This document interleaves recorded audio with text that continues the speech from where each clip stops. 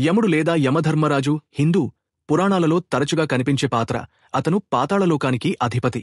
అతను సూర్యుని సంధ్య కుమారుడు. సంధ్య దైవశిల్పి విశ్వకర్మ కుమార్తె. యముని పాశమును కాలపాశము అని పిలుస్తారు. యముని వాహనము దున్నపోతు. యముని నగరమును యమపురి, నరకము అంటారు. యముని వద్ద పాపుల పద్దులను లెక్కించుటకు చిత్రగుప్తుడు అను సహాయకుడు ఉంటాడు. పాపుల పాపాలను లెక్కించడం మరియు సమయం వచ్చినప్పుడు వారి ప్రాణాలను తీయడం యముడి పని. యముడు దక్షిణ దిశకు అధిపతి. ధర్మం ప్రకారం సరైన సమయం వచ్చినప్పుడు యముడు జీవుల ప్రాణాలను తీసుకుంటాడని అంటారు.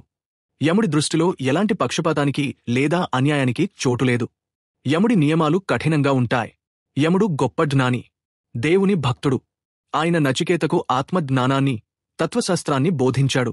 భూమిపై చనిపోయి స్వర్గానికి వెళ్లిన మొదటి వ్యక్తి యముడు. శివుడు యముడిని ఎందుకు చంపాడు? యముడు చిత్రగుప్తుడిని ఎలా నియమించుకున్నాడు? అతను నది దేవత యామి యొక్క సోదరుడు. యముడు యామి ఒక కథ ఏంటి? యముడి లోకానికి అధిపతిగా ఉండేవరం ఎవరు ఇచ్చారు? యముడికి శాపం ఎవరు ఇచ్చారు? యముడికి ఆలయం ఎక్కడ ఉంది? పూర్తి వీడియో మన ఛానల్లో చూడండి. ఇలాంటి మరిన్ని చారిత్రక కథలు తెలుసుకోవడానికి ఛానల్ ఇప్పుడే సబ్స్క్రైబ్ చేసుకోండి. నెక్స్ట్ వీడియోలో తన సోదరుడు అయిన శని గురించి తెలుసుకుందాం.